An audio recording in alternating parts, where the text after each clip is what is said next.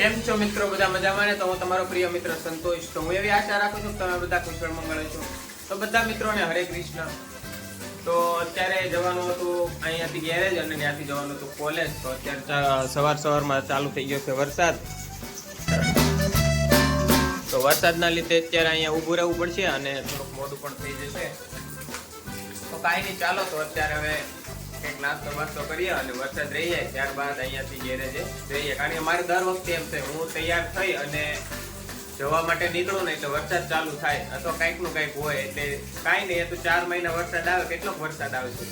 કાંઈ નહીં, ચાલો તો હવે નાસ્તો કરી અને જઈએ ગેરેજ બાજુ.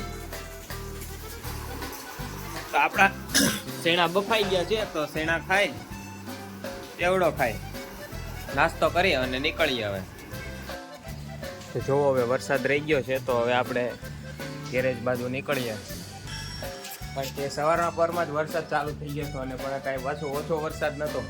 એક ધારો વરસાદ, એક બહુ જ વરસાદ હતો એટલે નીકળીએ કાંઈ પણ એમ નહોતું. પણ અત્યારે સાવ રહી ગયો છે વરસાદ, તો હવે નીકળીએ અહીંયાથી. તો અમે જતા હતા ગેરેજે તો પાછો વરસાદ ચાલુ થઈ ગયો હતો. જો આ રસ્તામાં તો પાછો અહીંયા માર્બલે થોડીક વાર ગોડાઉન છે કાચનું, તો ત્યાં થોડી વાર ઊભા રહી ગયા હતા. હવે પાછો થોડોક જતો રહ્યો છે, હવે પાછો આવે પાછા ક્યાંક ઊભા રહી જાય. તો હવે થોડોક રહી ગયો છે તો નીકળી જઈએ. ખાડા ખાબોચિયા ભરાઈ ગયા છે અને રસ્તો પણ એટલો ખરાબ છે, એમાં વરસાદ આવે એટલે હાવ પૂરું.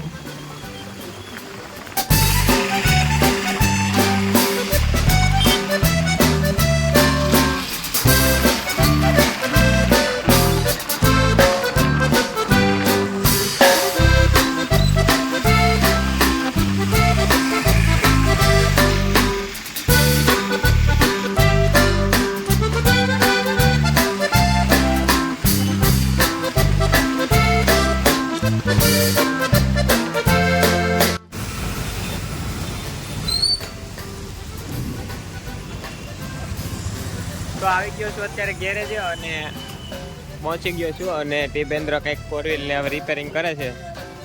કેમ ટીપા, નવી લાવ્યો? નવી ડસ્ટર છે, કોઈકની સર્વિસમાં આવેલી છે, તો ટીપેન્દ્ર સર્વિસ કરે છે.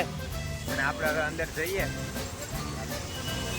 આજે થોડુંક અત્યારે એડિટિંગ એ બાકી છે, તો અત્યારે એડિટિંગ કરવું પડશે. અને અહીંયા વાઈફાઈ છે તો એડિટિંગ કરી લઈએ. થોડાક આજે કોરા આવ્યા, કારણ કે વરસાદ વચ્ચે ઊભા રહી ગયા હતા એટલે વાંધો ન આવ્યો. નકર તો વરસાદ હોય એટલે પલ્લી જાય દર વખતે, હજી ઉપરથી છાંટા આવે. કાંઈ નહીં, ચાલો તો અંદર જઈએ અને પછી જવાનું છે અહીંયાથી કોલેજ. તો કોલેજ જવા માટે પછી નીકળીએ. જો અત્યારે અહીંયા બધું ભરેલું જ છે. અહીંયા એક 4 વ્હીલ પડી, અહીંયા એક 4 વ્હીલ પડી. આ રિપેરિંગમાં જ છે. હજી જો બોનટ ખોલીને બેઠા જ છે આવડા લોકો.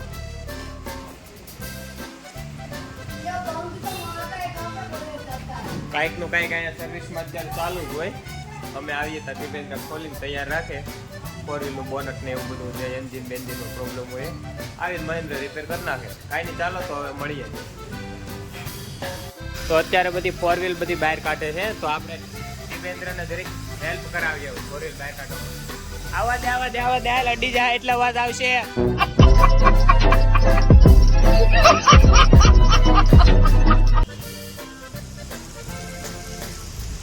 આવા દે એમણે રાખના, એમણે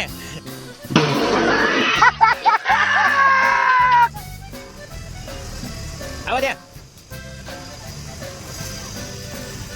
સાંજે જઈએ ને ત્યારે ગેરેજની અંદર મૂકી જવાની 4 વ્હીલ, અને પછી સવારે આવી અને બધી 4 વ્હીલ કાઢી નાખવાની બહાર. આવી રીતના જો 3 4 વ્હીલ હતી, તો એક આ ડસ્ટર તો બહાર જ રાખી હતી, એ લેતો ગયો તો ઘરે. અને આ અહીંયા આ અને આ 2 4 વ્હીલો અંદર મૂકેલી હતી.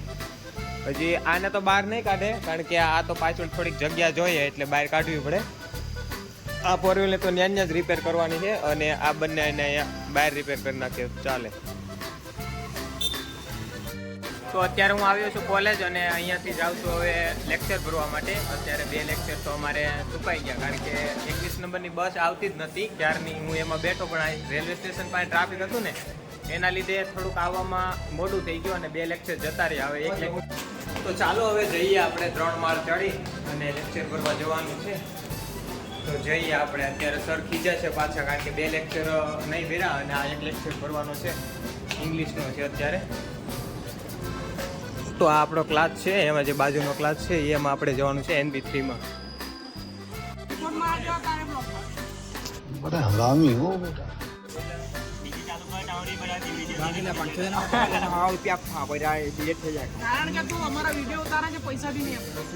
આવ્યા પછી આપું ને મફતના જ હોય. તમને મફતના વાયરલ કરવા હારો ન કહેવાય, બાકી એડવર્ટાઈઝ કરવાના 3 લાખ લે. હું મફતમાં તારી એડવર્ટાઈઝ કરવા હારો ન કહેવાય કે આ લુખો છે પવનમાં ઉડી જાય એમ. અત્યારે છે અમારે કેમિસ્ટ્રીનો પ્રેક્ટિકલ, તો અમે લોકો અત્યારે આવ્યા છીએ પ્રેક્ટિકલ કરવા માટે, અને હજી સર તો નથી આવેલા. આજે થોડો ખેલો પ્રેક્ટિકલ છે, નાનો છે અને વહેલા છૂટી જઈશું એટલે કંઈ પ્રોબ્લેમ ન આવે. નકર તો 3 કલાક 3.5 કલાક પ્રેક્ટિકલ કરીએ એટલે સાવ કંટાળી જઈએ અને આમ કાંઈ ફિલિંગ જ ના રહે. એવી રીતના આમ પ્રેક્ટિકલ સાવ કંટાળો જ આવ્યા કરે. તો અત્યારે આ બધા ભેગા થયા છે, અહીંયા એપ્રોન પહેરી લીધા છે અને મારે જે એપ્રોન પહેરવાનું પણ બાકી છે, પહેરી લો. નકર હમણાં સર અથવા મેડમ કંઈક ખીજા છે. તો આપણે જઈએ હવે આપણી પ્રેક્ટિકલ લેબમાં. તો આવી ગયા છે પ્રેક્ટિકલ લેબમાં અને આપણી આ પૂરી લેબ છે. અને સર ને મેડમ હજી કાંઈ આવેલા નથી એટલે હજી કાંઈ પ્રોબ્લેમ નહીં. તો આ આપણી જગ્યા છે. અહીંયા કોકની ચશ્માની ડબ્બી પડેલી છે. ચાલો, તો પર્સનલી તો આપણી પાસે ઓલરેડી છે જ, કોઈકની અંદર જ છે, એટલે કોઈ પાસે આજે ગોતવા નહીં જવી પડે, કારણ કે આપણી પાસે ઓલરેડી કોઈ મૂકીને આપણી સેવા કરી ગયું છે આજે, એટલે કાંઈ પ્રોબ્લેમ નહીં. તો હવે પ્રેક્ટિકલ બતાવી દઈએ. આજે થોડોક વહેલા પતી જશે અને હજી એપ્રોન પણ બાકી છે પહેરવાનું, પહેરી લઈએ સર આવે ને પહેલાં. અને સબસ્ટન્ટ લેવા જવાનો છે. ગયા તો આવી જાવ. આપણા ખાનામાં બધી વસ્તુઓ છે કે નહીં એ જોઈ લઈએ.